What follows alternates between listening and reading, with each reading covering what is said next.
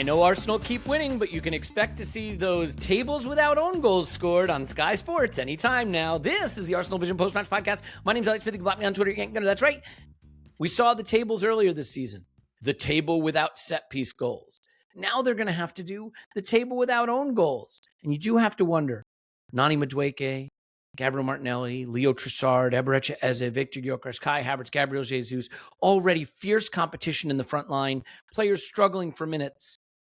How are they going to respond to the addition of own goal to the attacking lineup? It's going to cause some congestion, and Mikel's going to have to figure it out. But as Paul did say recently in our WhatsApp chat, if people thought set-piece goals were unsustainable, they were wrong. He also thinks own goals are sustainable, and we hope so, because that can help lift us to a title. It seems to be our most reliable contributor at the moment. I have to say, I got an email from a listener, and I want to thank them for it. They were talking about how zany the instant reaction was on Saturday, and I do think, for those who haven't listened to it, I just want to tell you, it is definitely the most different thing we do.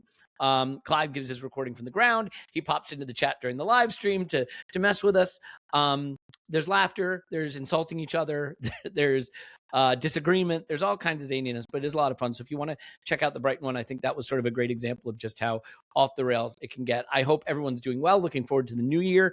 We'll try to do something fun to sum up the year before it's over, maybe on Wednesday. It's just so tricky because there's so many games right now. And we have a big one on Tuesday, so we'll preview that on this pod today. As a reminder, if you do want to be part of what I think is definitely one of the two best Patreons in all of Arsenaldom, between us and of course, Andrews as well, we'd love to have you there.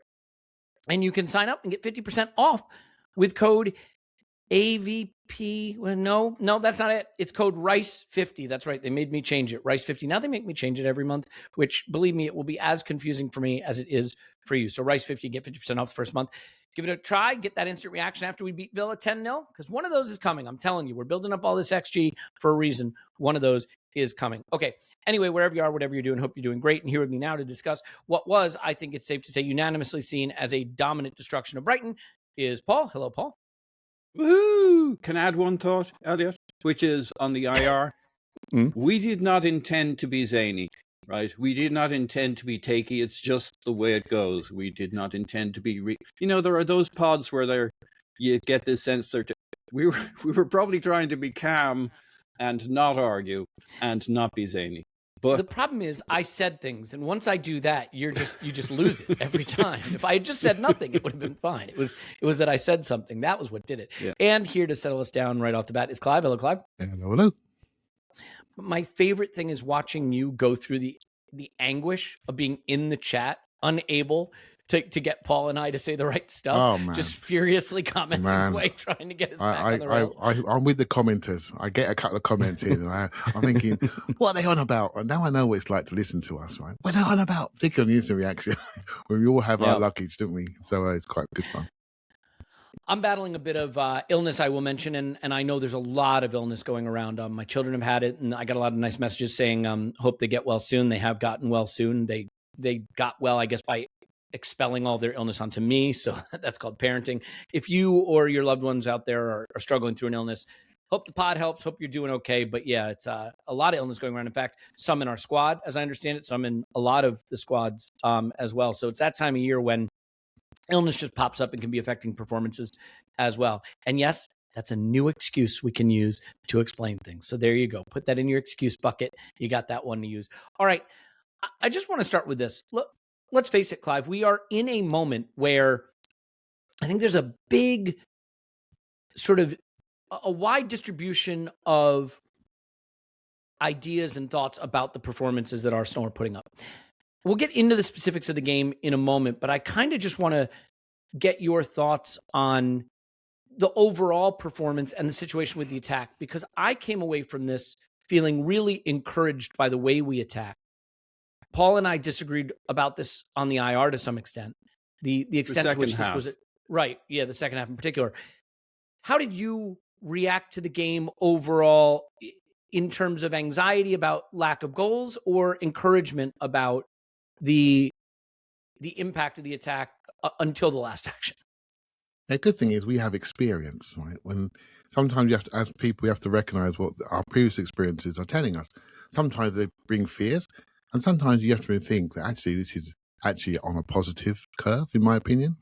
So from Wolves, I didn't like Wolves. I didn't like Villa, as everybody now knows. I didn't like Villa. I didn't like anything about it, and I've rewatched it again this week to get myself ready for the Villa game, to get myself re-angry again about Villa, how we picked the wrong team, the substitutions, our moments that we were good, but not quite good enough, and then we ended up running out of puff towards the end and conceding. I'm not over it. So Wolves, didn't like it, Elliot. You were there. Didn't like it. Bruce was nice and sparky, but you didn't like that I was there, or you didn't like the performance, well, or both. To be honest, I didn't remember much of Wolves. So but I didn't have a good feeling about that game. But then I had a word in myself and said, actually, come on, man. You can't be sucking the joy out of this. We've won a game at home, and there are things that we're learning. And I just felt, let's be a little bit more positive about that, because if you're learning while you're winning, that's a good thing. And then we rolled into the other games. We had Palace, and then we had Brighton. And the Palace game was really quite sparkling. And the Brighton game again. And I'll be honest with you, I really like how we're moving now. Our intentions have gone back to where they used to be. We've been a little bit more vertical. We've been a little bit quicker to get into wide area. We're creating lots and lots of chances. And the last time I felt like this was probably, do you remember the 77 touches in the box, West Ham? We lost 2-0 at home. And then we rolled into the FA Cup game against Liverpool and smashed them, managed to lose that game. But we were creating chances. We weren't converting, but we were losing. Now we're creating loads of chances in a similar fashion, but we are winning. And then when we turned the corner into January, it all clicked and we started to score. And so that's the experience I'm holding on to. We all know there are so many more people to come back. There's so many configurations of team to put together. We got 4 competitions in January into early February. I am really encouraged. I'm really encouraged by our intent. Our execution's not there, but I'm way more encouraged than I was against Villa and Wolves. And that's my launch point into this next phase of the season.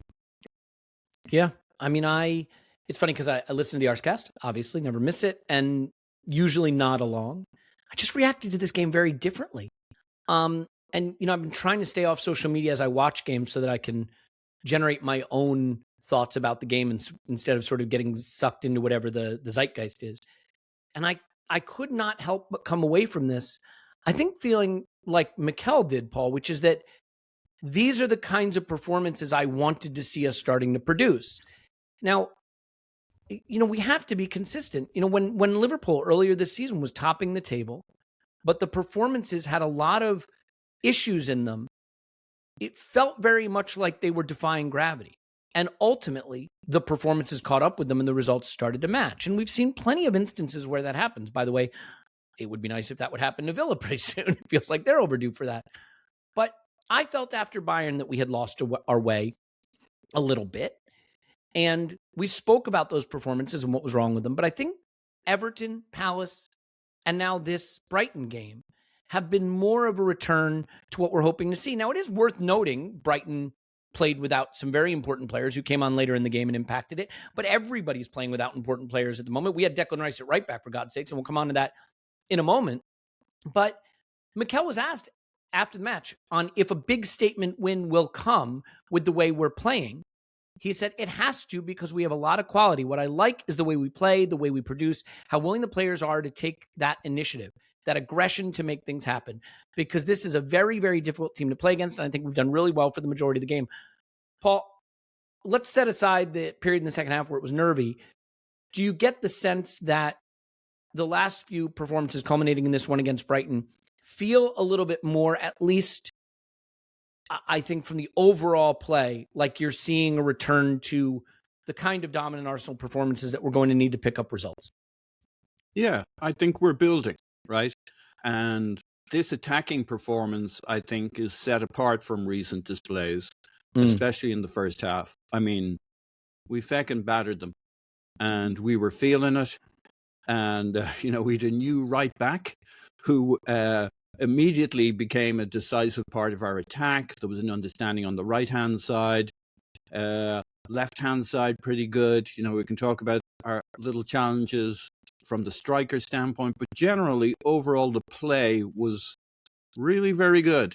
We could have scored multiple times. You know, what's our big gripe from this game? We didn't put away enough of those chances we created.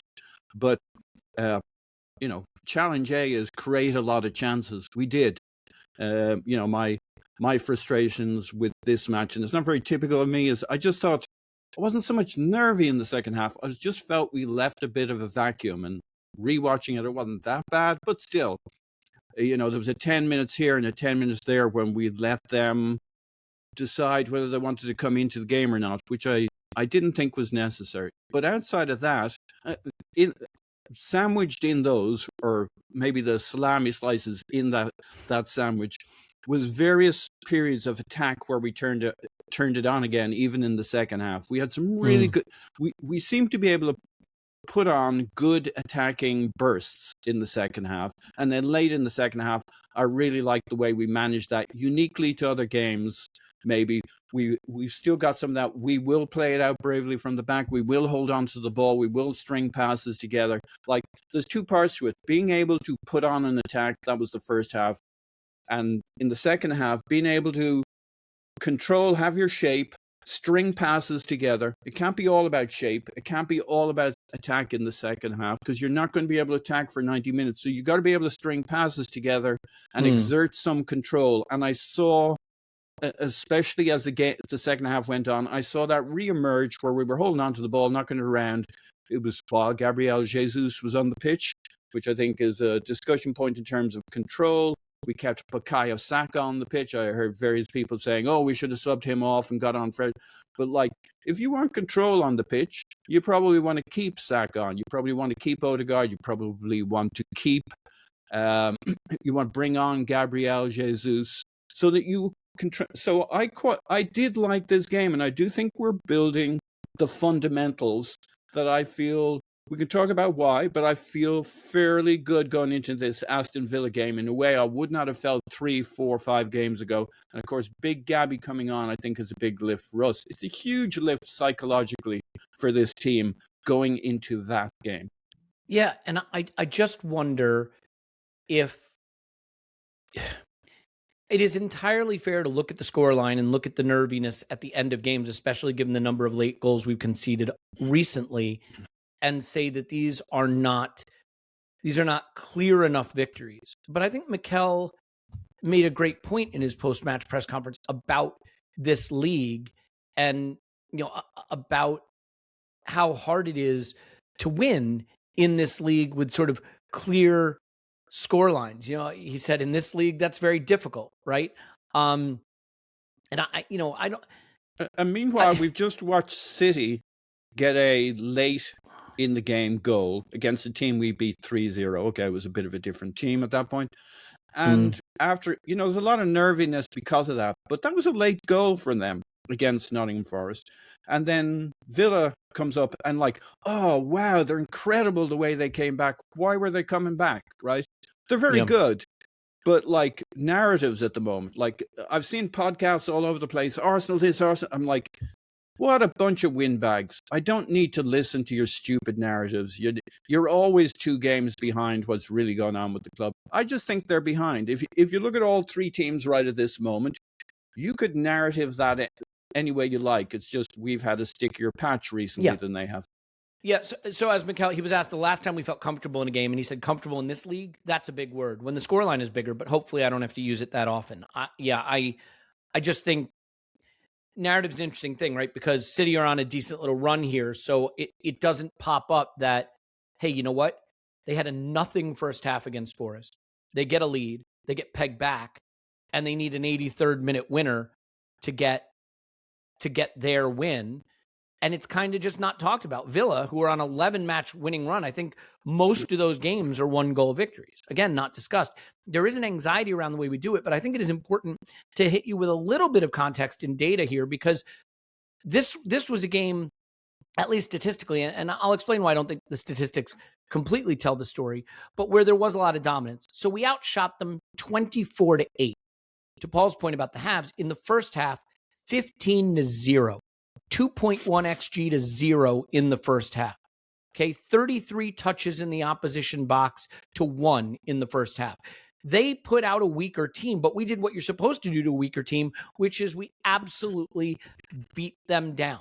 Now, the fact that we only got 1 goal during that period is something we will talk about more in this podcast. By the end of the game, this had ended 3.08 XG to 0.85, 24 shots to 8, 57 touches in the opposition box. That might be our best this season, to 18 for them. Yeah, so, and there's a lot of other data there too. Look, I don't want to make this just a data-focused discussion, but I think that data puts in context the extent to which we did what should have made this game comfortable. This was more XG than our 5-0 victory over Leeds. This is more XG than when we put 7 past PSV. All right. Depending on where you look, this is either our best or second best XG of the season in the league, full stop. So even if there are things that we're going to discuss that weren't okay and need to improve, as a starting point for a discussion, I think it's fair to say that we had a lot of really dynamic, effective attacking moves in this game that should have seen the game off. And if we accept that finishing is variable, then I can live with that. I think it is also worth pointing out, if you think, well, finishing has been a consistent issue for this team, I would say turning dangerous attacks into goals has been a consistent issue for this team. I'm not sure that finishing has, and I will just point out again, statistically, not to overemphasize that, but over the last 3 seasons, no one's outperformed their XG like Arsenal Football Club. So we've shown that we can take the chances we create and turn them into goals at a pretty high rate. I agree that at the moment that's not happening, and that is a cause for concern. So in the full context of how this game looks, this is a performance that I think on another day results in 4 or 5 going past Brighton, and we get credit for the attacking performance we produced. But anytime the goals don't go in, you open yourself up to nervousness and to getting hit, and that is a worry that is fair for us to have as supporters, because we recently have been hit with late goals, and that's going to be in our mind until it isn't. So, Clive, I want to roll back to the beginning, though, for a minute, because I think one of the things that's happening to us right now, and to be fair, it's happening to everyone, to Brighton included, to Villa coming up on Tuesday, is that it's a lot of mix and match squads and a lot of change, and chopping and changing is going to cause some inconsistency. This is just another day where before the game kicked off, I started to get that feeling in the pit of my stomach that it's going to be like last season all over again, because not only was Timber out, Gabby made the bench, which was great, but he wasn't fit enough to start. And then in the warm-up, Ricardo Calafiori, unable to play. He winds up with an issue. We don't have any clear answer on what that issue is. He has to leave. So Miles comes in. Mikel Arteta was really funny about Declan Rice. He said, they hadn't prepared for it. And he went to Declan and he just said, yeah, I'll give it a go. He said, but you speak to Declan and tell him he needs to play there as a right winger. And he said, okay, I'm up for the challenge. I'm going to do my best. And the attitude is great to witness. So he bloody loved it, though. Like, it wasn't just he soldiered. You could see he loved it. He got into the duels. He was shouting stuff at people who were like doing stuff to him. And I think he produced a huge chunk of our opportunity from player in game, whatever that stat is. Declan Rice is like off the charts on it. Yeah, so. And I think he's the type of player that if you challenge him, you get even more from him, right? You don't want him to be comfortable. You want him to feel challenged. So, Clive, what were you thinking in that moment pre-match with all the change? What's your reaction to losing another player in the warm-up and how we decided to set out our back line? Yeah, so it's quite interesting. I think we lost someone late. I think the original intention may have been to play with a back 3. And that might have been quite interesting. So we maybe never saw the plan. And so we ended up, when we lost Calafiori, bringing Rice out of midfield and doing something which I thought would be Zubimendi right back, inverted inside. I think this is obviously the right choice. I mentioned on the IR that Rice has done his full Steven Gerrard impression now, because Steven Gerrard spent many a time at right back for Liverpool. And he, particularly early in his career, he played right wing on occasion, and then developed into centre midfielder. That Steven Gerrard, you can't really bring the two words together, Gerrard and Rice, in the same sentence. But I'm doing it. Well, of course not, because Rice is so much better. Yeah, but I'm doing it. They're very similar and they're very dynamic, and so yeah, I'm doing it. So good luck to my comments and mentions there. But and yeah, I liked what we did. And when you're going through the numbers there earlier, Elliot, we had 24 shots, 21 shots from inside the box, 57 touches inside the box, and 3.8 XG. They are number 1 ranks for our season. So despite all of that disruption, we produced our best attacking display of the season. But since the next sort of a couple of days after the game, everyone's talking about maybe a save that saved us. Well, actually, it depends how you want to look at the game. I saw a lot of good intentions. I saw a lot of early passes around the corner, direct play. Even the passes we gave away, they were good giveaways. They went big and turned people around and took them backwards. I saw separation away from Saka. I saw a number 10 playing like a number 10 and not like a right 8. Declan Rice on the right-hand side playing right 8, right back, right wing, inside forward, just dominating that space and giving the ball a lot to our number 7 who had loads and loads of one-on-ones. This was not inconsequential how we got here. And so despite all disruption, we produced that. And so it's about turning your head around. It's something I've been thinking about. We've got to turn our head around and say, well, look what we're doing despite, rather than focus on what we're not doing. You know, because we can always find that, but don't emphasize it over the performance. Don't emphasize it over the good. We are slowly but surely ticking these games off by winning. And we've got a big game coming up on Tuesday night. And I really fancy us to win in that game as well, because we're getting stronger and stronger and stronger from personnel coming back. I think we're not taking risks with the injuries. And so they can be there for the games that really, really matter. But we're able to adapt in this game and really manage the situations. Not perfectly. I like to cut substitution a little bit earlier, but I always do, right? So, but not perfectly, but really are making some steps forward here. And I have to think from a mindset point of view, I'm trying to change my mindset. And I'm hoping others do the same and be a lot more positive around what we're doing, because we've been set up psychologically to really fear losing something that we've never had. Yeah. We should focus on what we can do, what we can win, and the joy around the corner. We haven't won anything, so don't feel as though we're going to lose something, because that tension is really working its way to the pitch, and there's no need for it. We're doing a lot of good things. Yeah, I mean, look, it is the case that your feelings and your emotions about a game should be tied to the way you experience it. Coming out of that game with anxiety and nervousness makes sense. It was a one-goal game, and anytime it's a one-goal game in a title race, it's scary. That's just reality. You know, I know that we want the fans to lift the players. I don't think that's ever been how football works. I'm sorry. Other than one post-COVID season where we were surprisingly in a title race, the way football works is the players lift the fans. And then it's a feedback loop. If the players play like shit, the fans are down. If the players are playing well and flowing, the fans are up. Can you every once in a while rouse yourself when you're in the ground to really get behind them when they're struggling? You can, but by and large, it's not how it works. And if you're anxious and you're nervous and you're worried the game is slipping away, it's really, really hard to act any other way than anxious and nervous. What I will say, though, is you cannot watch the Wolves game and this Brighton game and say they're the same game. The performances are night and day different. And so we can be encouraged intellectually, forget emotionally, intellectually, by what we see as progress in the performance. Yeah, Clive? Just quickly, I did a bit of prep this morning. I looked at the Spurs game, which we all loved, right? We all loved.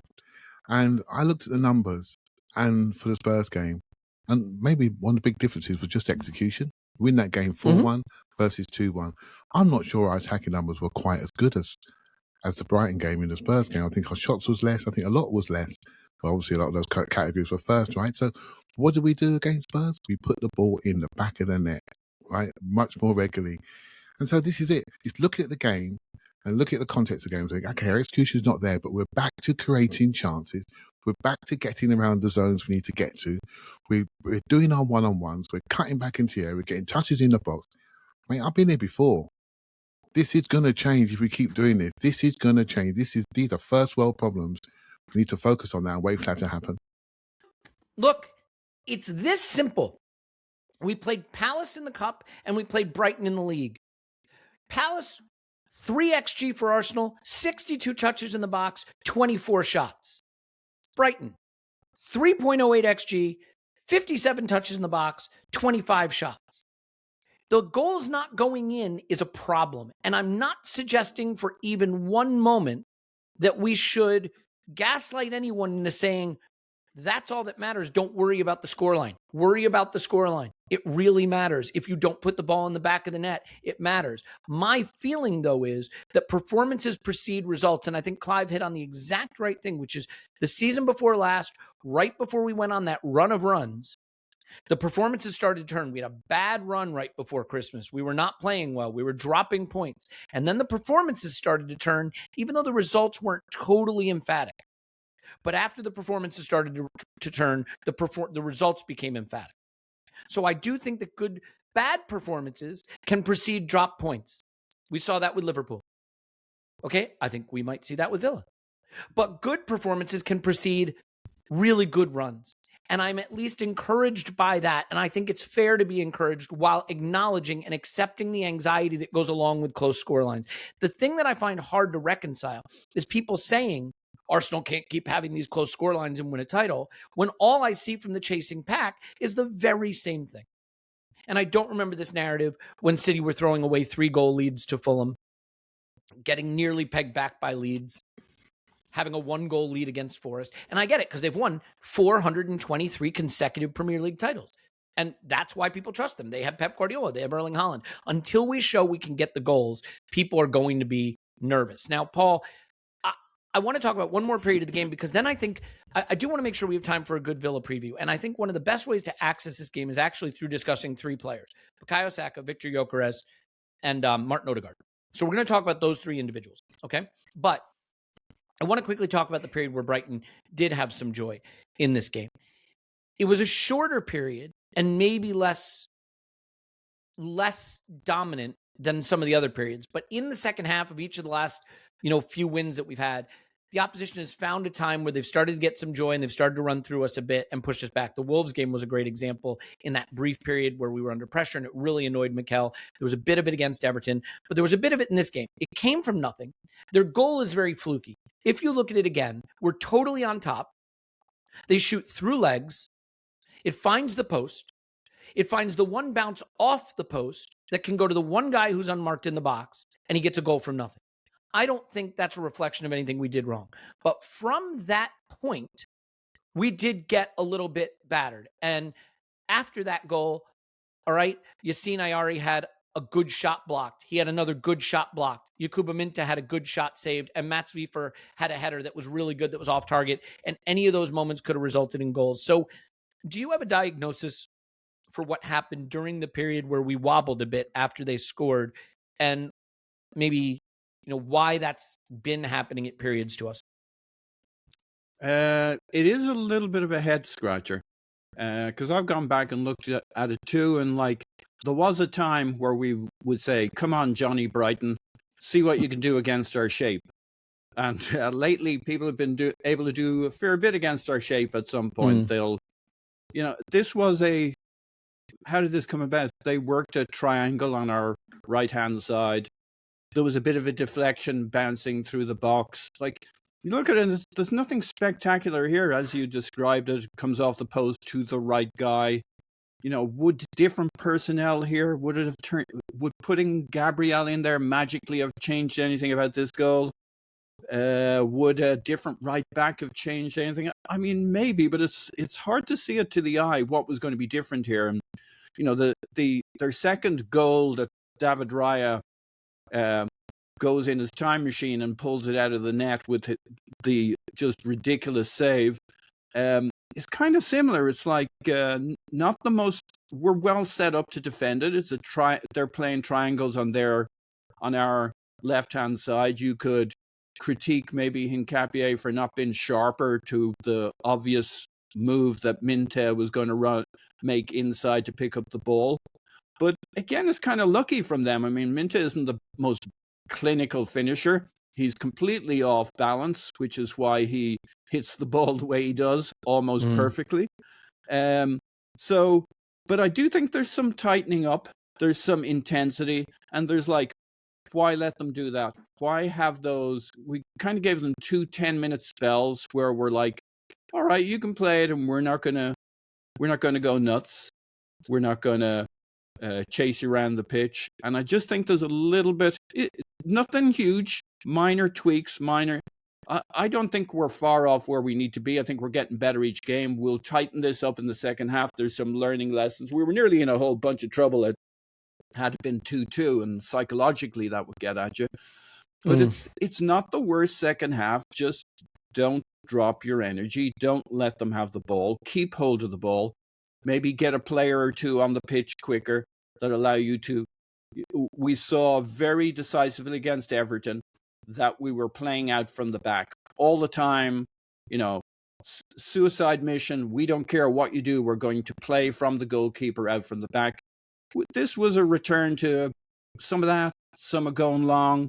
And I think it's just adjustments so that we don't leave a vacuum for other teams to grow into. But no huge conclusions in this. Yeah, worth noting. Yeah, go ahead, Clive. I just want to talk because I was in the ground, Paul, so I could see the change on that side of the pitch. So at half time, they made 2 substitutions. They brought on Minter and I think Weaver, a right back. They changed and they pulled Kadioglu over to left back, and they really started to hit their right hand side. And Minter's a really good player, by the way. I mean, Newcastle had to sell Minter and Elliot Anderson. They must be thinking, crikey, because of PSR issues, they wouldn't mind having them in their group, and they started to hit them a little bit more and getting some combinations going, and that started to destabilise our left-hand side. Miles was a little bit destabilised. He was pulled out a little bit. Trossard, who'd been booted about all game, wasn't defensively secure in the second half. Didn't need to be defensively secure because we were so dominant.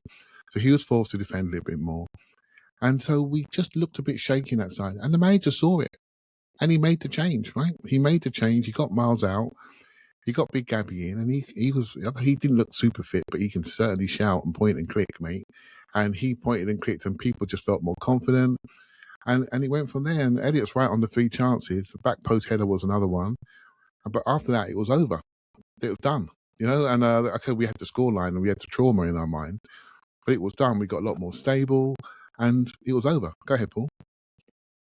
I was just going to say, on the back post header, it looked like an open goal that he missed, right? But I actually think Nkapie does really well. He deflects to off narrow that. That should have been a corner. Yeah. He actually. So that tells you, people talk about substitutions because Miles, he's not winning that header on the back post.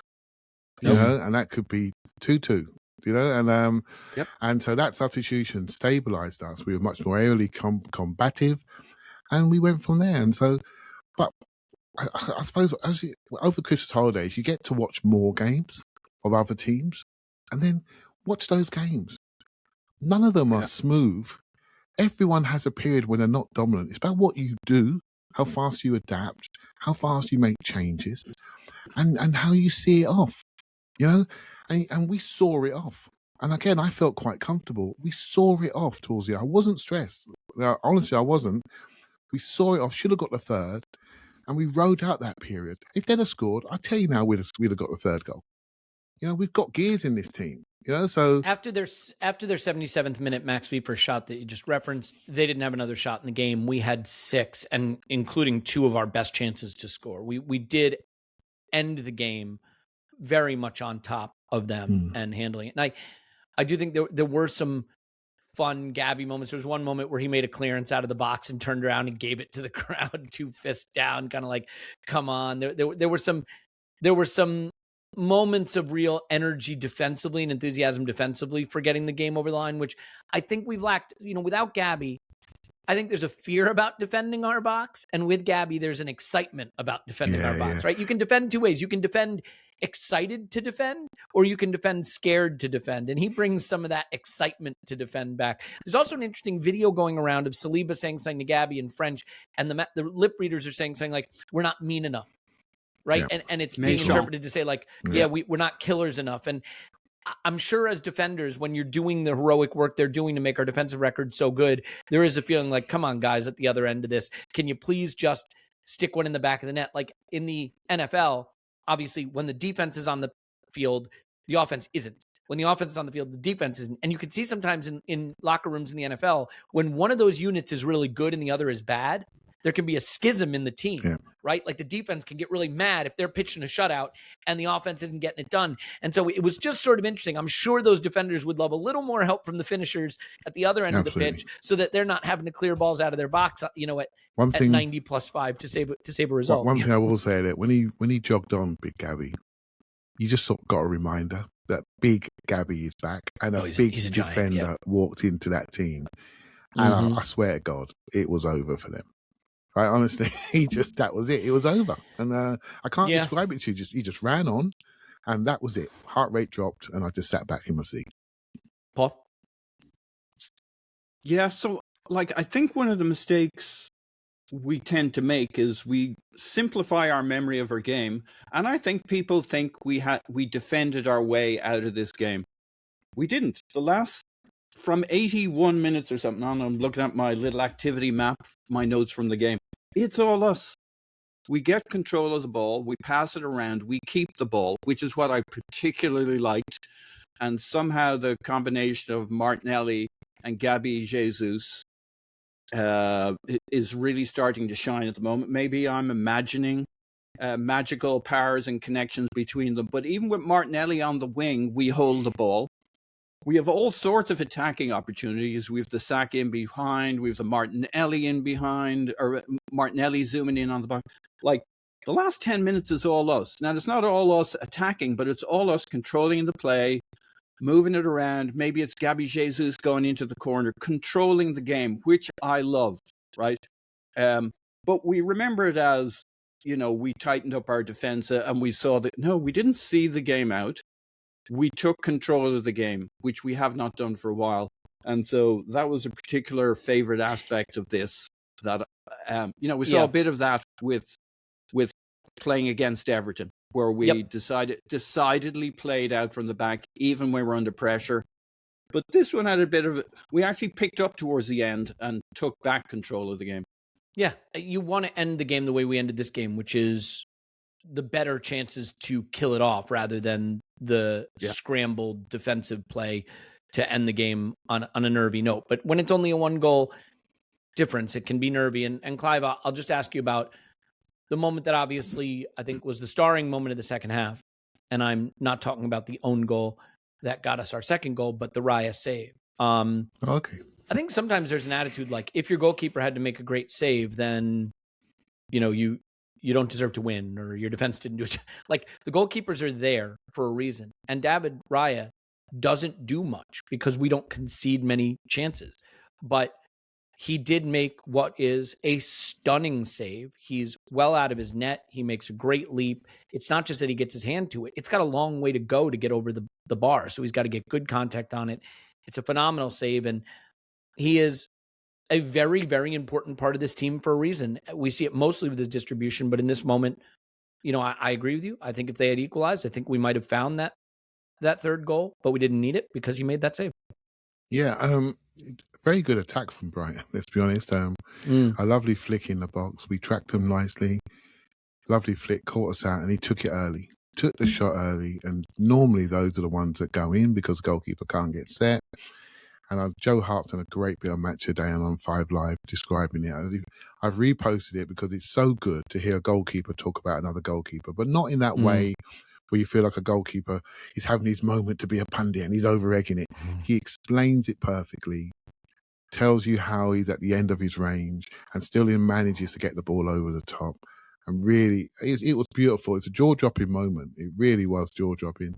And how he focused on that moment, because he knew he had a corner to defend. And once the corner was there, done, and they headed it over, that was the end of the game, really, from our perspective. And did you get a sense in the ground of how good a save it was in the moment? Yeah, mouth hit the floor, mate. Mouth hit the floor. I'm in the North Bank corner flag, so I could see it. Behind it, it was going in. It was a goal. The kid was wheeling away. It was a goal. Yeah, it was honestly, Paul. It was a goal. You see the ball going to the bit when no one's standing in the net. You don't have to be a wizard. It's going in, and then suddenly he just appears from nowhere. So it's one of those eye-opening moments. And yeah, the thing is, I think his introduction, and it's one of the things that I didn't really understand until he came into our team. His introduction has been one of the most tactically transformative moments in Arteta's reign, because he completely transformed how we played. So there was Paul talk about the Everton game where he wanted to shut down the Liverpool crowd. You can't do that without him. And look at his distribution, how many times we go back to him. It allows us to attack in 4 lines. And that's the key thing. Loads of teams attacking 3, we can attack in 4 because we've got an extra line in our team, which means we have 11 outfielders, which means that we're very hard to pin down. And he is key to that when we have those games. When we have sleepy games like this, where we break all our attacking statistics for the season, he still pulls out the match of the day moment. Right? So I think he's absolutely fantastic. And I've learned about this through him. We're lucky to see him every single week. When he first came, I thought he was a bit small in the goal, I'll be honest with you, because that's where I see it and I can see him. I wasn't sure about those early Spurs games and the saves he was making, but he's grown everybody around me, and he's now someone we don't even look at. We just expect him to be brilliant, and he is every single week. So an unbelievable signing that's transformed how we play the game of football and allow us to play all phase football, which is what our identity is for me. We can play all different types of game, and he's a big part of that. Yeah, it was sensational. A huge moment. And we did have chances, as we referenced, to kill the game off. I mean, the cross from Saka to Martinelli, it's a great run from Martinelli. It's the exact thing that Gyokeres doesn't do, and we'll get to Gyokeres in a minute, which is he makes one little run for the defender behind his shoulder and then one beautiful run to the near post. He gets there, he uses his burst, and he misses. It's a bad miss. Saka's played clean through, and he's caught from behind by Dunk. Gabriel Jesus maybe could have won a penalty for being shoved in the back, and it's one of those where anywhere else that's a foul. You push someone in the back who's in the air, there's nothing they can do. They're in the air. They can't be stronger. They're in the air. It's a shove in the back. But it's never a penalty. I can't explain why it's never a penalty. I'm not even sure I want it to be a penalty, but it probably should be. But so there were chances to kill the game. We didn't have them. I do have to say, in the period where they were on top, I did feel that Miles was becoming a bit of a weakness for us, and I think Mikel was right to get him off in that moment. But the irony, of course, is their near goal that Raya saves is from Nkapie going to sleep at left back, and Minta sneaks in off his shoulder. He just stops for a minute and gives Minta the space instead of staying with him, not being touch tight. So that was sort of interesting. And then my last comment about that period is that period was the only period of the game where I really felt the absence of Declan Rice in midfield, where I started to feel like we were missing Declan Rice's ball recovery and presence in midfield. And it's interesting because after that period ended, towards the end of the game, I thought Declan Rice really came back into prominence in the game, and he had a couple of runs up the right-hand side, a couple of ball recoveries, a couple of moments where he shifted us back to front and really showed leadership. And that ability he has to be stronger in the last 10 minutes of a game really was noticeable in this game. I thought he was sensational to finish out the game. So interesting stuff from that period of the game. I do want to get into some individual analysis and maybe a bit on the just not scoring from good attacks stuff. So as I mentioned, I think Odegaard, Saka, and Gyokeres are important talking points before we do our Villa preview. But before we do that, I want to make sure that I have you covered, and you know what I'm talking about here.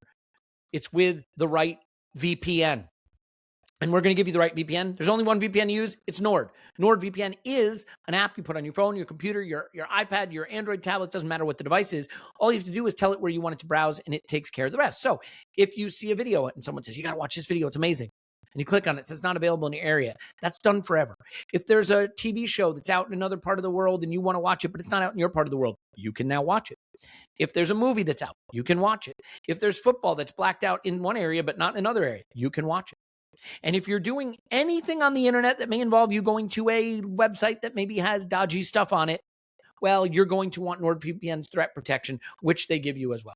So all you have to do is tap where you want to browse. It works. It's fast and it's easy. And you're getting a great value from NordVPN.com/ArsenalVision because you get a big, big discount on your Nord plan and 4 additional months on top.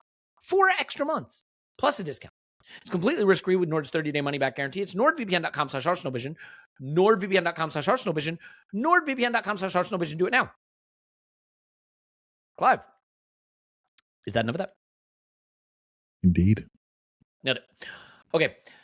So let's start with Martin Odegaard, Clive, because I just think that he, especially in the first half, was connected to everything we did well. It was the kind of performance that I'm not sure we've seen from him since before the injury last season, in that it tied together all of the great ball progression that we know he can do and the really dynamic connecting in the final third and final ball stuff. And then, of course, he also gets the goal. I have to admit, when he scored the goal, couldn't help but have flashbacks to Donnarumma getting down low to his near post against PSG. It's the same kind of finish. He gives him the eyes. He goes low to the near post, and it's beautifully finished. This time, there is no Donnarumma. It hits the back of the net.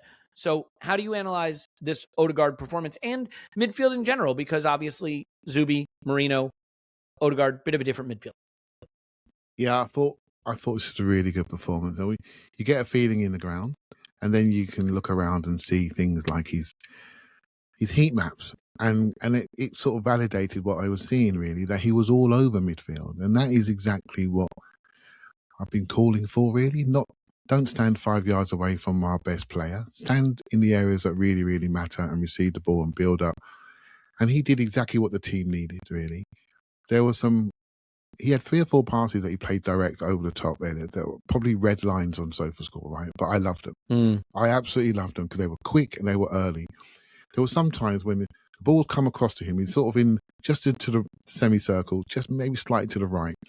He'd receive it there and he was a bit awkward. And Saka's obviously over his shoulder. He knows he's there. And what he'd normally do, he'd master the ball, turn back on himself, and then lend it to Saka, and then go up behind him and then get it off him again. So he's not passing it with intention. So he still gets a progressive pass stat, yeah? But by then, they're all back. And what he was doing was so many flips around the corner, straight away. Even though he looked ugly by doing it, the most important thing that it arrived on time. And then, of course, how many one-on-ones did Saka have in the game? Absolutely loads. How many box touches did he have? So absolutely loads. And I think that's a lot to what Declan Rice gave him and to what Odegaard gave him. And so the things that I've had critiques about are maybe still there in my mind, because the Champions League Cup final team, midfield is going to be Zubi, Rice, Odegaard. And I still haven't seen all of those 3 coexist correctly. In this game, he had his best game of the season, and Declan Rice was not in midfield.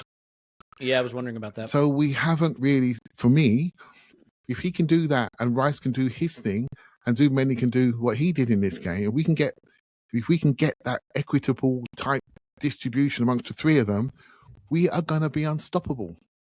If he can get those shots off and stay around the 10 and get our left side going, what else is there to do, right?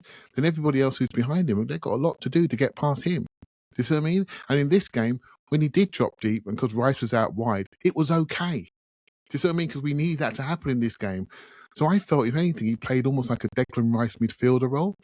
Another thing, we know he can flip the ball around. We know he can flip it. He can chip it over the top. We know all those things. He can pass to Saka. He can slip it in behind.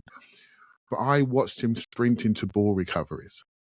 Because since the injury, I felt he's lacked any form of defensive physicality.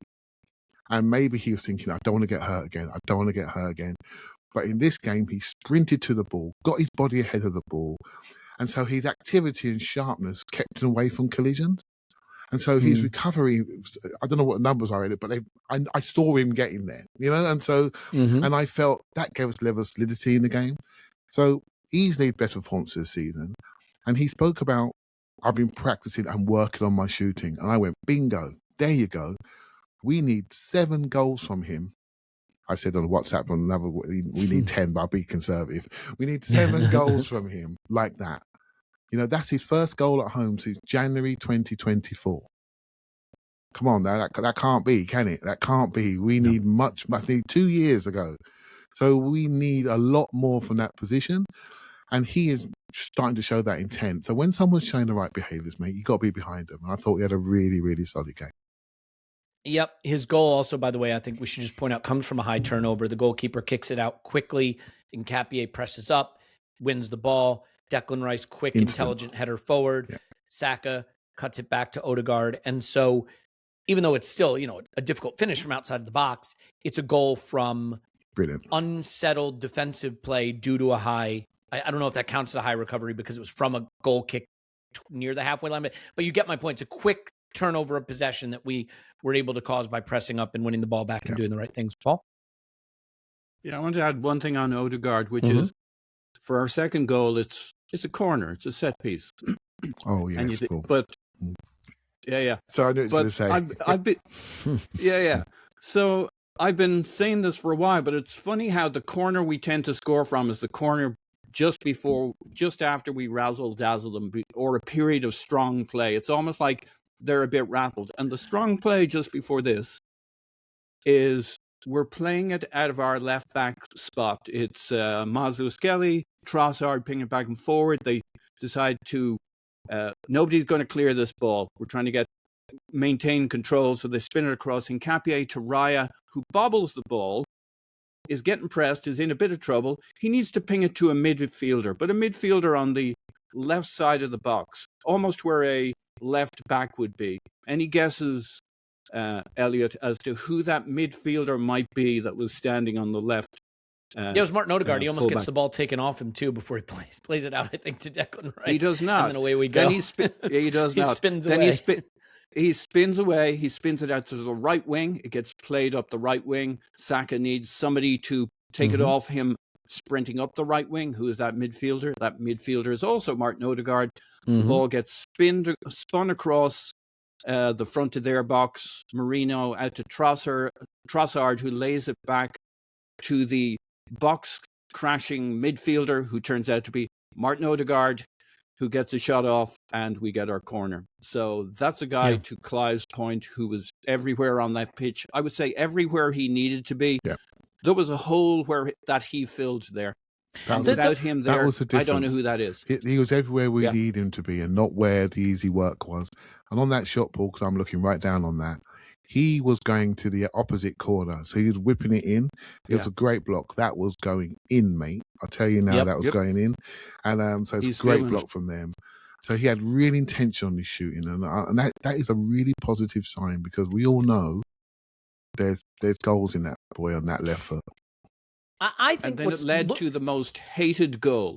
The combination of a set piece, an own goal. I think that's our Manhattan project, Elliot. Own goal, there's more to come. Because you know Nicholas Jover's in the technical area, so that'll send them mad. Louis Dunford running up the pitch with a guitar, handcrafting a new song. Martin Odegaard taking the pictures of the goal going in with Stewart's camera. White kissing the keeper on the nape of his neck. Like, we're building to something really special here. I do think this, and okay, just bear with me, because I realize sometimes you squint to see the things you want to see because they fit narratively. But if you want to ask me what's been wrong with Martin Odegaard, and I'm going to put wrong in quotes because Martin Odegaard has never been bad. I just think he's been off his best.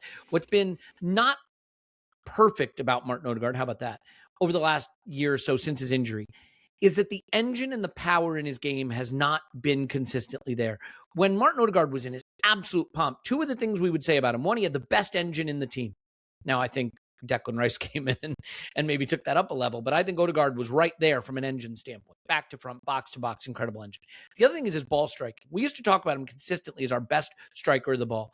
And post-injury, some of the power in his ball striking, some of the consistency in his ball striking had gone, and some of his engine, I think, had gone a little bit. So if he was dropping deep, he wasn't maybe arriving in the box as much. When he needed to cover all the pitch, maybe some of that pitch coverage was there. But what I think we're starting to see is the strength and the power of the ball striking. And we saw a bit of it starting to come back at the end of last season, to be fair, like in the PSG game.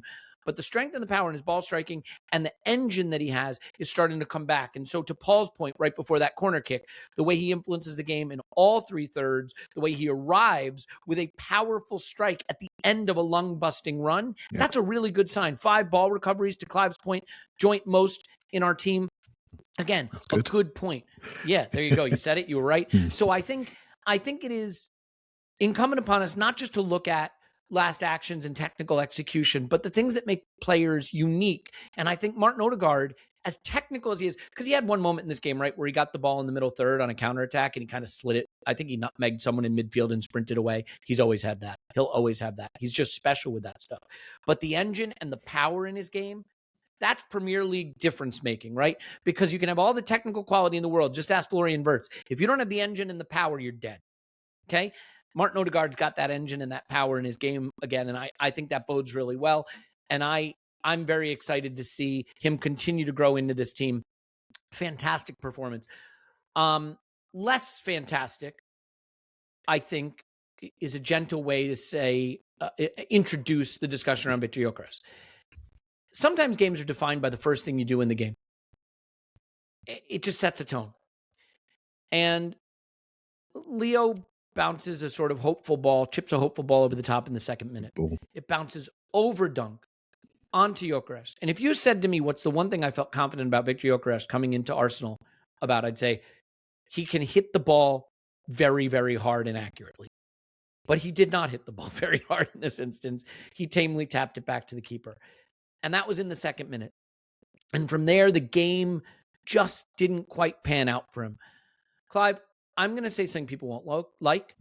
I think the discourse around this performance has exceeded the reality of this performance. I think the way it's now being discussed is not accurate because people are very frustrated with the player. Understandably so, he has not been at the level. There are people breaking down individual runs he made in this game. There was one I know where Saka had the ball on the right and he did not make the right run and he hid behind the center back and went back post instead of running across the face of the player, and he blew it, and it happens. And I'm sure every player in a game makes a run that they wish they could do differently. I'm not going to sit here and pretend this was a good performance because it wasn't. I just think the intensity of the scrutiny around it has exceeded what really happened. But I'm curious how you connect to this because clearly it's not happening for him. And with Kai nearly back and Jesus all the way back, his position is certainly going to be under major threat now. Yeah, but that's never worried me. It's always groupthink for me, right? So, and so from my point of view, a lot of people say we need number 9, and we do need number 9. We needed an outright number 9 because we have everything else in our squad. We don't have that. So I was really hopeful that profile, we needed that, and we had it. And one of the things that he used to really have, and I said he used to already because he sounds like past tense, but his volume of sprints was much higher than it is now, than what I'm seeing. And his relentless running was really good at the start of the season. He wasn't fit, but he kept trying. Now he's starting to think a little bit. Yeah, I can see it in him. He's starting to think. And so you can only take a view from what you see. And there were times that we're building up on the back. Steve's got the ball, and there's a space to go into the centre forward area. And what he was doing, he was standing next to his centre half. He wasn't really showing in for the ball, and I could tell. And I went, "Oh no, you're losing a bit of confidence now. You don't want it in that crowd scene because you think you might lose it, and then people can have a go, sort of thing." And it happens. And he stood next to it, and Saliba then turns out, goes out to the other side, and we go down the left-hand side. Blah, blah. This happens a lot in football. You just see it. And I saw that 2 or 3 times. You wouldn't see it at home, but just where I was sitting, I could see it, right? Particularly first half. But there are other times where you look quite dynamic, particularly on early passes. And I've come back to that word early. Trossard knows what to do for him. That was not a clearance. It was a round the corner ball. Max Dalman did it in the League Cup game. To the sideline, flick it in behind, straight away in behind, and he's off. His skill is early movement. And we need that in our team. We really need it. The reason why, when Kai was struggling, I was really supportive of that because I knew he was a super player, could do all different things. I liked him at Bayer Leverkusen. I knew he was technical enough. I knew he would get there. I don't have the same technical confidence I do in Victor Gyokeres. But I tell you what I'm absolutely clear on is that we need a centre forward that runs like him in behind. We do need that in our team. Every game presents a different problem. Sometimes a half-hour period presents a different problem. And we need to have the tools to come to a solution on those problems. And if we have a bunch of false nines that don't want to move, I tell you now, we did a podcast about lack of movement, static play, etc. Gabriel Jesus ain't going to do it. Kai can do it. Kai's the most all-round player we have. Marino's not going to do it. We saw what happened first half against Villa. We didn't have the right player on the pitch for that game. We need a dynamic mover. We brought Gyokeres on at half-time. I'm not sure how much that worked on the day. Trossard changed the game again on that day. We need that in our squad. So I want to be supportive. I can see he's struggling. But then he does something good. Just when you're giving up, he rolls around the corner, gets a shot. And you think, oh, it's in there. And I just want to hope it's going to come out. But for me, he was always part of a group. You know, and that was it. We didn't pay super top dollar for him. He was always part of a group. And this team and modern football needs that type of forward. And we just need to stay with him. If it doesn't work, I'm not going to cry. You know, I'm really not going to cry if it doesn't work. But for me, I'm going to stay with him anyway, despite seeing some of the struggles. He is our leading goal scorer. Yeah, worth noting.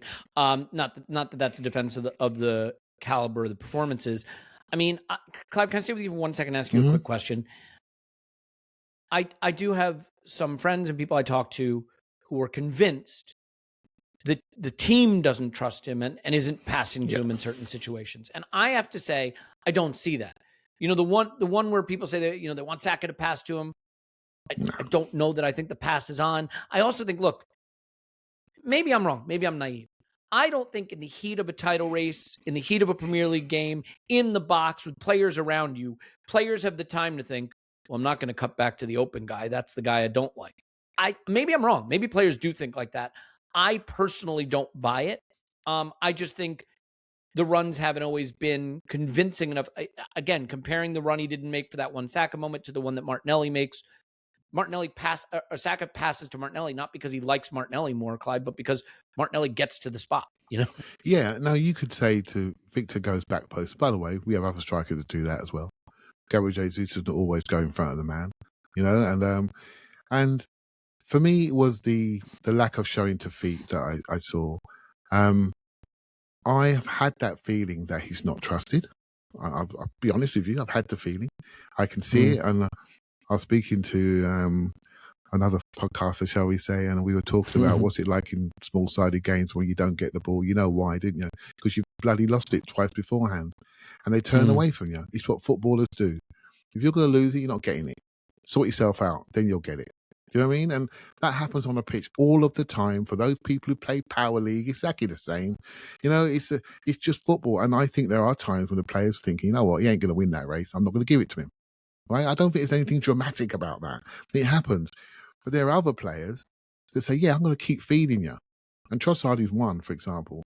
And Odegaard tried in this game as well to get him in, to get him going. You know, and I think it's important. It's almost like you're a basketball player, you need to get him hot. So you overfeed him. Then his hand gets hot and suddenly you're in the game. You've got your 5 going. You know, that's where I am with him. Villa's coming up, right? We've got a decision to make. I'm sure you're going to get to that, Elliot. We've got a decision to make, but have we got a decision to make? You know my views.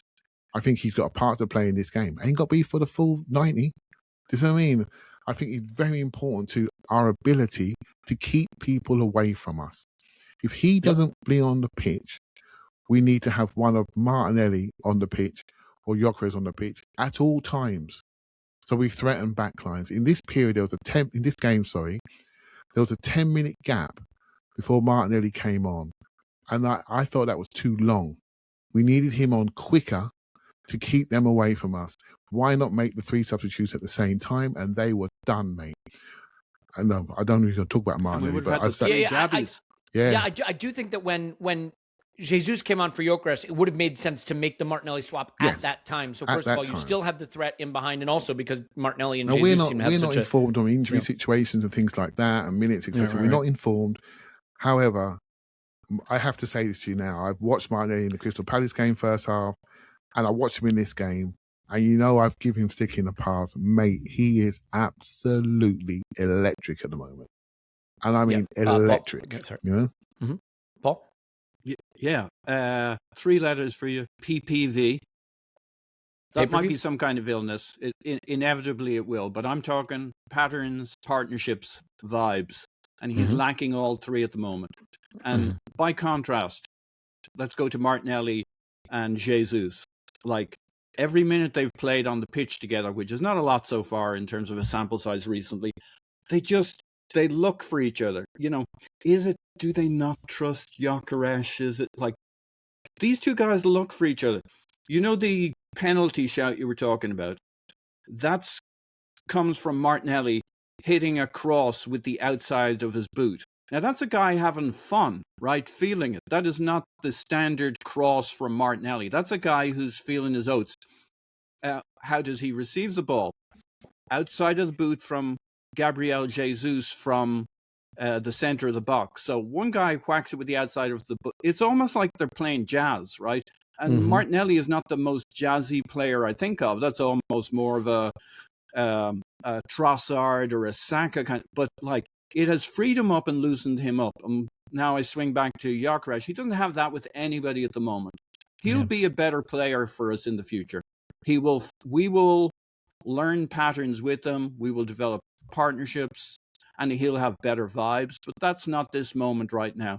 He's if you have a toolbox, he's a hammer. But he has that claw thing on the other side of it. So he does a couple of things, but he's still a hammer. He's not a screwdriver. He's not the all-around tool. We will find uses for him, games for him. I don't know. He's obviously not Haaland, unfortunately. But he is Gyokeres, and there are uses for him, and he will become a lot better for us. But he needs patterns, partnerships, and better vibes, and that will come at some point. And he's a big goal. The competition from needs a goal, and then he needs another goal, and he needs a big goal. Paul. He needs to like a big goal, like a big memory. He needs a big goal. Yeah.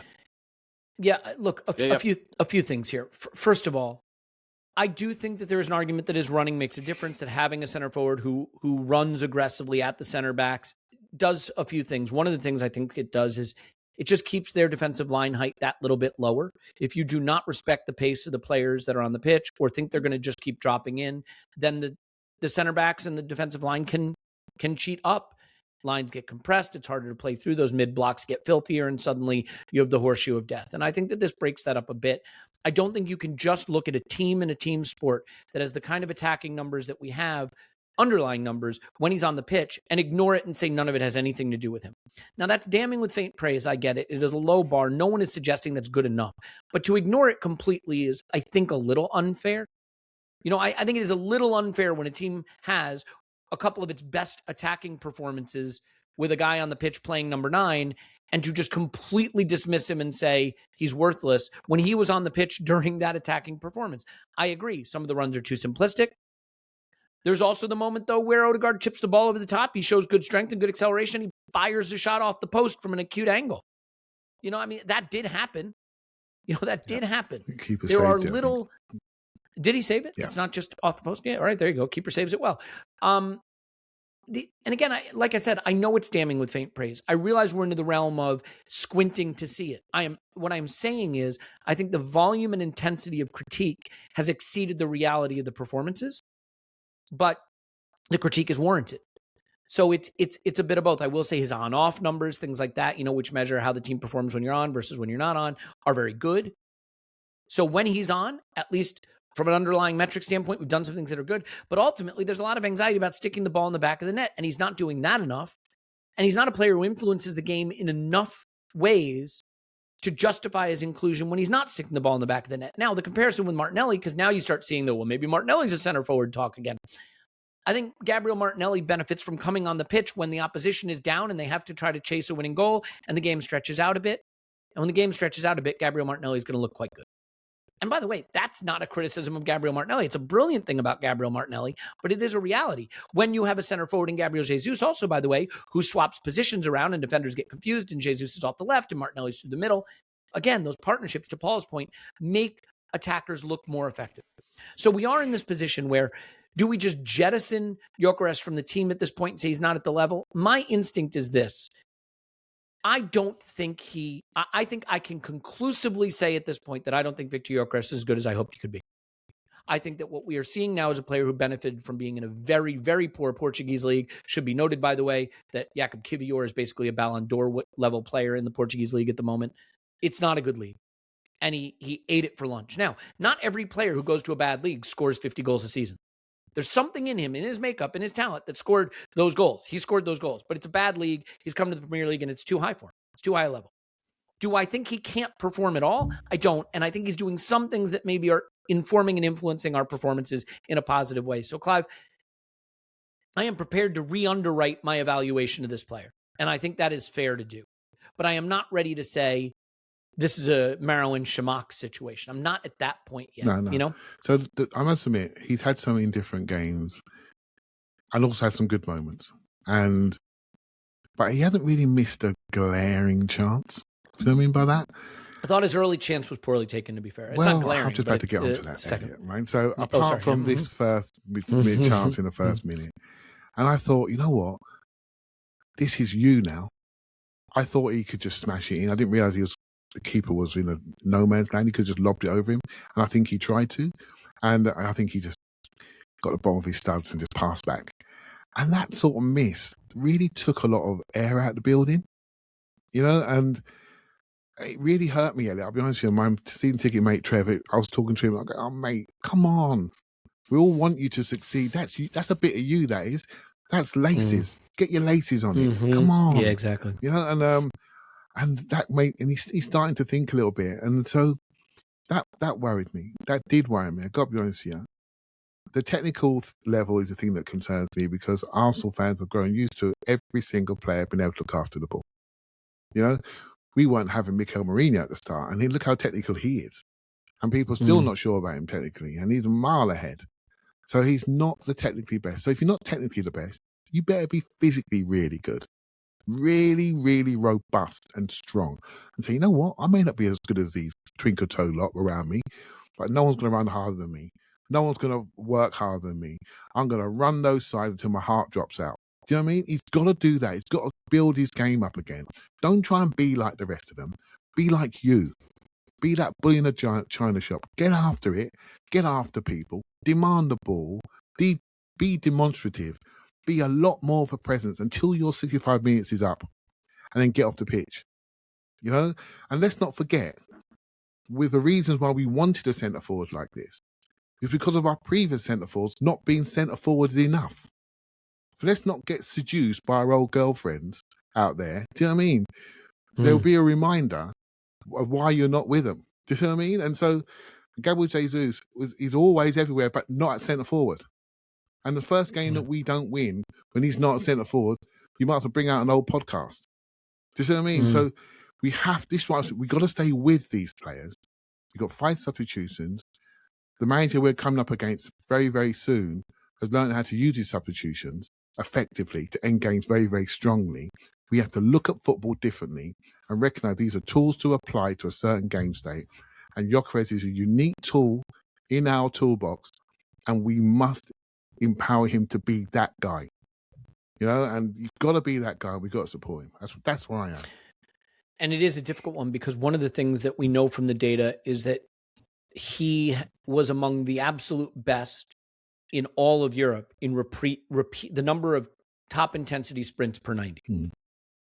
When you're not really trusted and you come off at 60 or 70 minutes every game, what you don't get to do is those last 3 sprints in the 80th minute when the defenders are really tired and you've still got the energy and you finally get past them once and you get that key goal. He's the type of player that maybe that sprint repeatability would show up in end state of games, but if you're not playing well enough, you don't get to be on in the end state of games, and that's a bit tricky. There'll be more time to analyze this player, and I want to get into the Villa preview, but before we do, I think there's one more player we have to analyze, and that's Bukayo Saka. Sometimes I really thoughtfully prepare my comments for a section to avoid people getting mad at me. I'm not going to do that today. And then there's today. Yeah, not going to do that today because I'm a little sick. I'm not feeling well. I don't have the energy. I want Bukayo Saka to do better.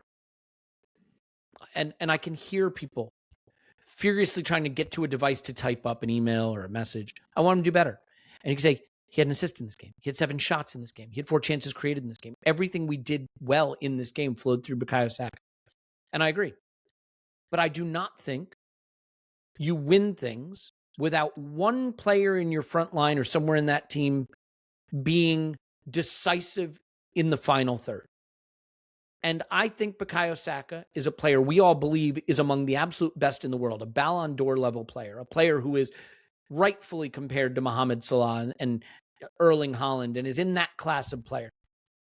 So if I think that's the level of the player, then even when he has as dominant a game as he had here, I think it is fair to say I want him to do better with the last action because someone at Arsenal has to do better with the last action. And for me, saying, should the guy who just transferred from Portugal, who may not be that good, be the guy? Or should the guy who's about to be on $350,000 a week, who we think could win the Ballon d'Or, be that guy? I'm going to go with the latter. So, Paul, Bukayo Saka, absolutely unplayable in this game. But I want more. I want more. I want him to score from one of those moments. I want him to pick out the perfect pass with one of those moments. And I know he had the assist for Odegaard. It's a slid pass across the top of the box.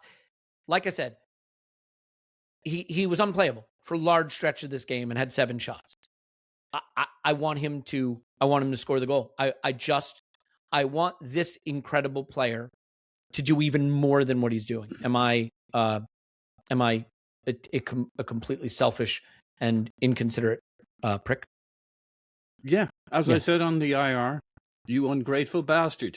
To all those people who are writing that email, don't bother. I got you covered here. Just want to warn you. Clive sees this the way I do. Just warn you. Yeah, that's okay. I did then. You're using him as your human shield, are you? Human shield. Yep. He's phenomenal at the moment. Like, I agree. Put ball in net more often.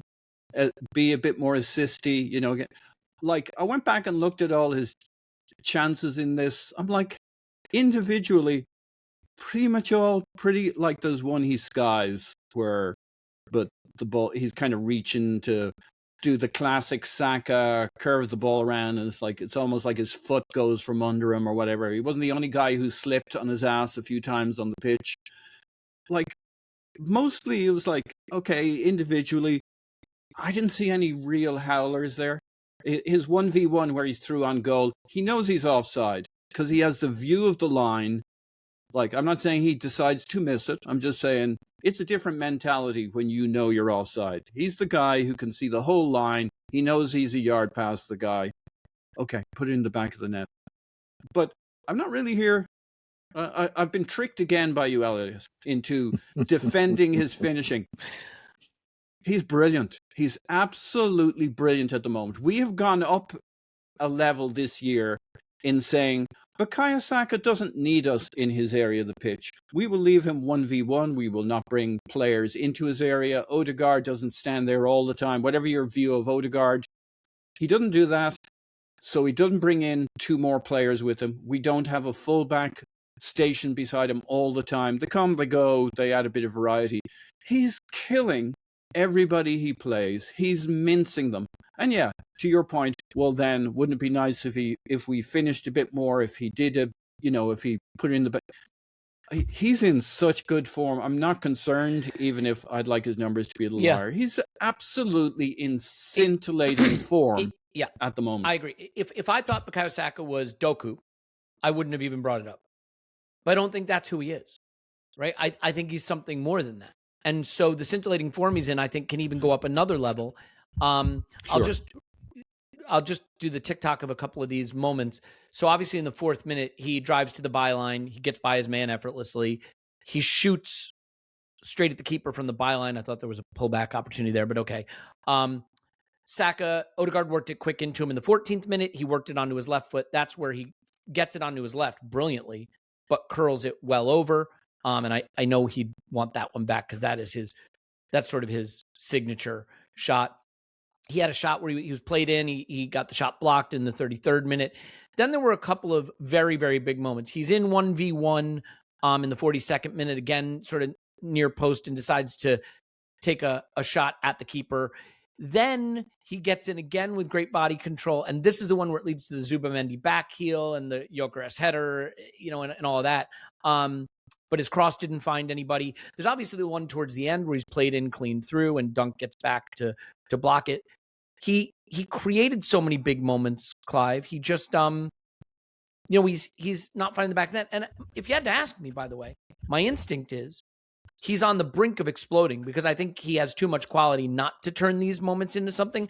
But can I just say something too? Players aren't idiots. I just want to stop you, Elliot. Clive thinks this is very funny. I don't know why he does, but we're about to find out. Regardless of both of what either of you were saying, I'm going to say this. Players aren't stupid. If you're sitting in that dressing room at full time, I'm sure Bukayo Saka was turning to his mates and saying, I left some goals out there. I'm frustrated. I want that back. I want a couple of those shots back. Because he knows.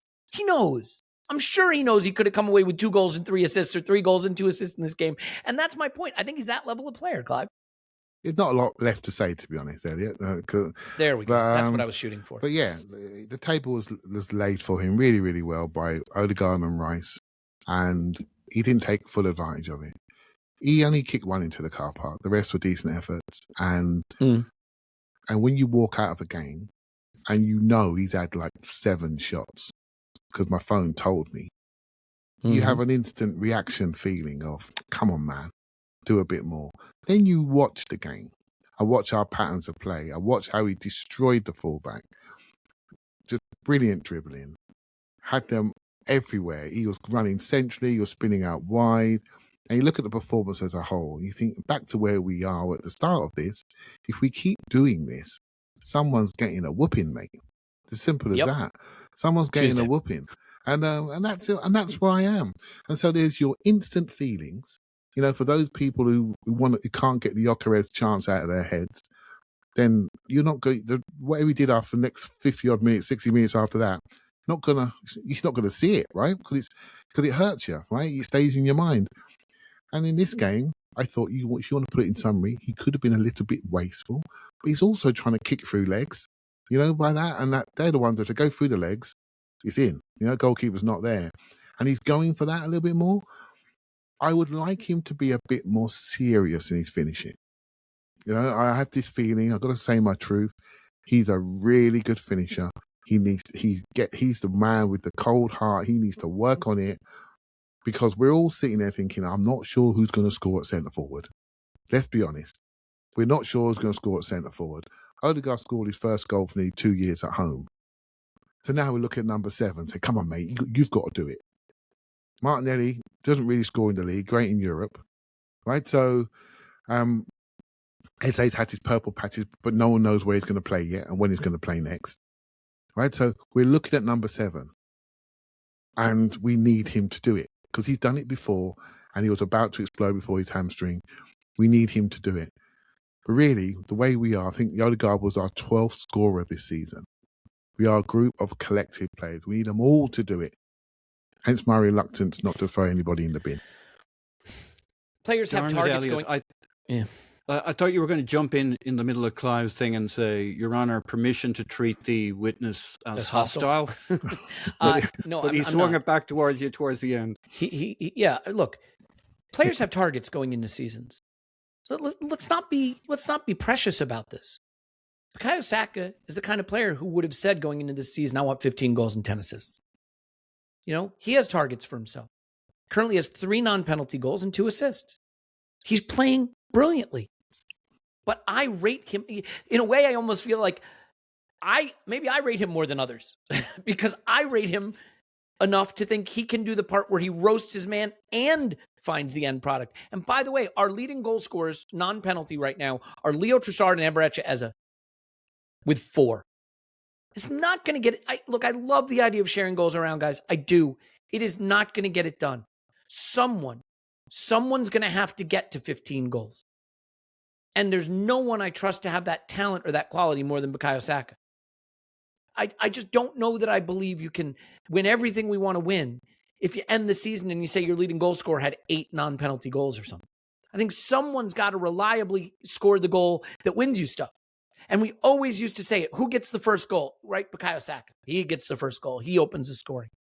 So I think I can observe that he is unplayable at the moment and still want more from the guy that we are about to make the highest paid in the history of our club because he is that good. And he will have targets that he is currently not hitting. There is no chance in the world that if you had a chance to talk to Bukayo Saka right now, he'd say he's satisfied with his goal and assist return. He wants more. I promise you. And I think he can. Starting Tuesday. So, Clive, it's a big game. It's a team we owe one, a very painful loss. Mikel was very, very clear on how painful that was in his pre-match comments. We don't know who's going to be fit. I guess the first thing I want to ask you is, do you think they will risk Gabby from the start? Yep. I think they're risking from the start. I think one of Calafiore will be on the bench to replace him during the game. I think we're going to get Timber back. I think the midfield will pick itself. And I think the forward line will be the same that started in this game with substitutions to come on and change the energy of the game later on. That's what I think he's going to do. If he does anything different, I don't mind. I'm not worried. You know, my views on starting 11 is becoming more and more clear to more and more people. It's important, but it's not important. You can't get it completely wrong like they did against Villa, and it costs you a goal because you haven't really worked out that their fullbacks are quite intense and sprinty, and you don't put our least intense player out there. That was not smart. You know, and then we didn't have the ability by playing Marino at centre forward, who, by the way, at that time was our most informed player. and we picked him as centre forward. And it was the wrong game for him to start the game. We would have ended the game differently with a little more control if we'd picked the starting 11 correctly. Our wide players that came on in that game, Madueke didn't really do it. Trossard did, of course, but I didn't have to come off towards the end. So, yeah, a game that's burned in my brain for many different reasons. I thought our midfield was unbalanced. I didn't think we used the ball well enough. I didn't think, particularly in the first half, I thought we were playing passive. We didn't take Villa apart as we should do, and we need to start really fast against them because they fancy themselves late in games. And they fancy themselves as a really tactical team that never gives up, blah, blah, blah. I'm not having it. They need to be put to the sword. Need to be put to the sword properly. Because Aston Villa has cost this club a lot in the last couple of years. They really do focus on us. Ollie Watkins was not starting the Chelsea game. He's on the bench. That was with Villa. For me, that's with Arsenal in mind because he always plays well at the Emirates. So we need our top boys back there. And I think we're going to be much better and handle them much better. We went there with no centre-backs. Elliot, rewatched the highlights. We were all over the place defensively. Honestly, all over the place defensively. That won't be the case on Tuesday night, so I'm looking forward to it. It is astonishing what Unai is doing. It's also astonishing how much he is defying gravity from a data standpoint. They have 29 goals on 19 expected. They've conceded 19 goals on 25 expected. They are third in the Premier League, 3 points off the top, with a minus 5.7 expected goal difference, but a plus 10 actual goal difference. It's the kind of thing that will lead certain people to certainly say, well, that's the whole point. XG is nonsense. And I know there's a lot of you listening who feel that way. I am more inclined to think that even if you don't think it's fully predictive, that it's telling some kind of story, which is that Aston Villa have slightly overperformed based on the, what you see. And again, against Chelsea, hammered for a half, stayed in the game somehow, and then Chelsea, because they're not very good, lost the game late. Villa do have the kind of players, too, who can make XG look stupid, like Morgan Rogers, who can score goals from nothing. Ollie Watkins, back in some good form. But I think it is worth noting in this 11-game run, as good as they've been, they have a lot of important players out for this game against us. So they are going to be thin in a few positions. They are missing some key players. I think Matty Cash is suspended for this game as well. And Camara, they sent the mids out. Thank you, Paul. Yep. Camara, Matty Cash. So they're going to be without some important players. Paul, I mean, the hallmark of the Arteta era over the last few seasons has been that we've been great in big games. It's the other games that have sometimes tripped us up. But this season, drew at home to City, maybe disappointingly, lost away to Liverpool, lost away to Villa, disappointing draw against 10-man Chelsea. It hasn't been our best season for big games. The Newcastle game was good, but they actually haven't been very good, candidly. So this is an important statement moment. Villa want to say that they belong in the conversation and can pull level on points at the top. Depending on what City do, we could both be second. They have a chance to really, by doing the double over Arsenal, announce themselves in a title race in a very serious way. It would be hard not to take them seriously. There are a lot of reasons I doubt them, but at some point, those doubts have to be laid to rest. Mikel said, it's good to have anger going into this. In fact, he was pressed if the last gasp defeat could fire us up for the rematch. Mikel said, if you use that motivation and that anger in the right manner, for sure. I just want to see us win by 7 or 8 clear goals. So can I have that, Paul? Because I think that needs to happen. No, you can't have that. That's a shame. I'm super stoked about this game. I think it's exactly the game we need just about now. I think we're going to win. I think we're going to play really well. I think it's going to be exciting. I think the world's going to watch. I think it's going to change narratives again. I don't really care about narratives, but other people do. So then I end up caring about narratives because other people do. They're on a hell of a run at the moment in terms of form, but we got some stats, some runs on our side too. We've played 18 games this season. 13 of them we've scored first. That's pretty good. We've won all of those games. So my formula is pretty simple. Score first. And maybe it's not that simple, but maybe it is. There's a lot of people framing this in a way that makes them very nervous. Frame it in a way that does not make you so nervous. We got to score first. How would I line up? I'd start with Gyokeres. I'd basically get our strongest kind of standard lineup because I don't want Gabriel Jesus wearing himself out against a Villa that's kind of sitting in, has a mid block, etc., etc. And by the time he could actually do something against them, he's knackered. I want him coming on. It's all about the subs. It's all right. It's all about Emery's mind games and substitutions on 70 minutes. And it's all about our subs on 70 minutes. And I want those subs to be Martinelli and Gabby Jesus. And they want to play some basketball. We'll play some basketball too. And we'll hold on to the ball. And we'll have Big Gabby and Saliba in our back line. Please God. And a strong back line, a strong midfield with Declan Rice, and we'll go play some basketball down their end for a bit, and we'll hold on to the ball, and if needs be, we'll play out from the back. I think we're so much more ready to play them. I don't take this for granted, but this is going to be a fantastic game for those neutrals we all hate, but also for us. Yeah, Clive, as sort of a last thing as we wind this up a bit, I mean, I think this was sort of the start of the run where you felt, and I sort of agree, that Mikel got the lineups wrong for a series of games. I do think against Villa, you really want someone who tests the back line with the running, and we went with the front line of Leo, Marino, and Saka.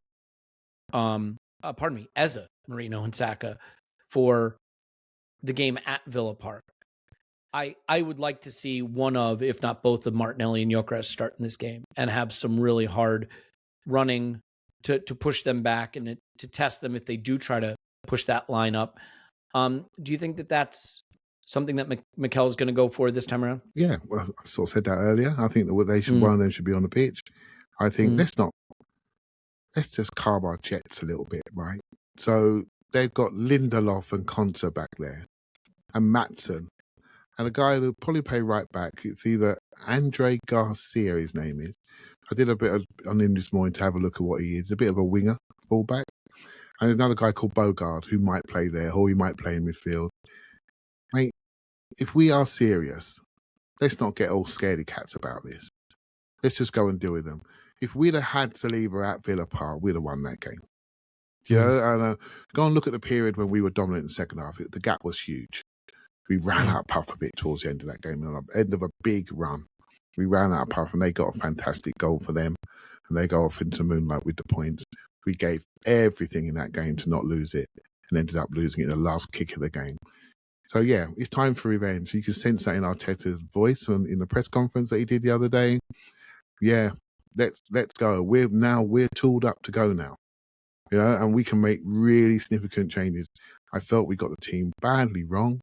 It's quite clear to me that they push on their fullbacks and have a narrow midfield, roll their centre mids in. We all know the score. They're quite combative in midfield. And I think there were periods in the game where we didn't counter press. There was a clip with Declan Rice was saying, and they got out of like 3 players, and Rice was saying, go get the ball. And we just left it to each other, and they got through. We were not combative enough, you know, in the central areas, and we need to be. But once you are, and you can compete with them, you can create little transitions on them as well. We are way better than them. You know, honestly, we are. We just need to go and do it.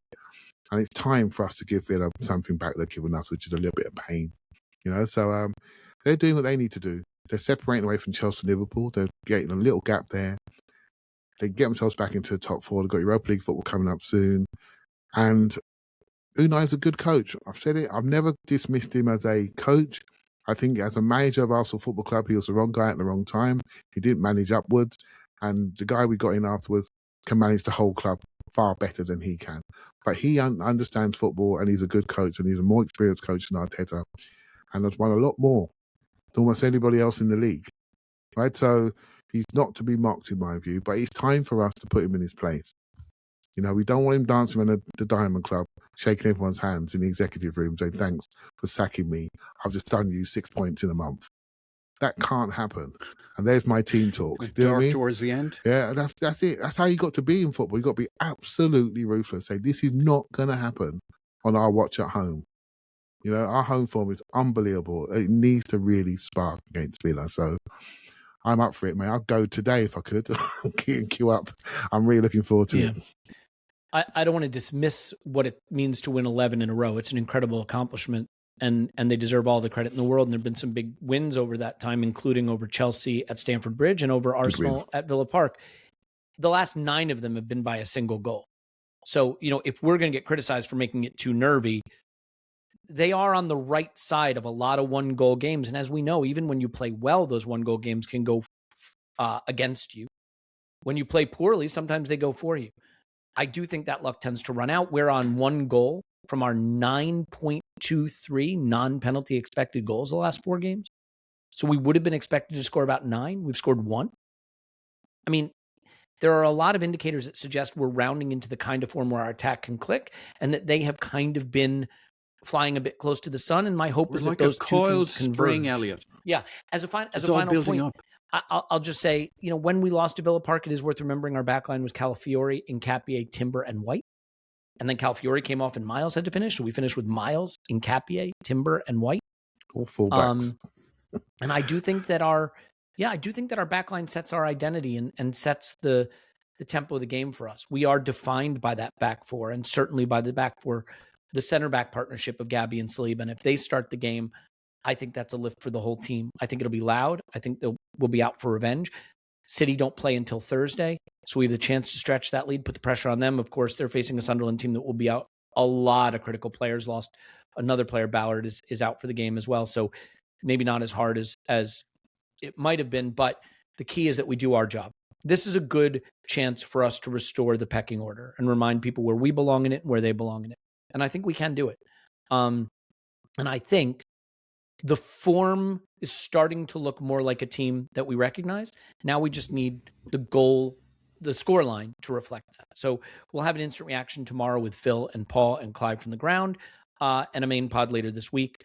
I'm going to go probably get sick in about 60 seconds. So it's probably best to knock this one on the head. Paul, thank you very much.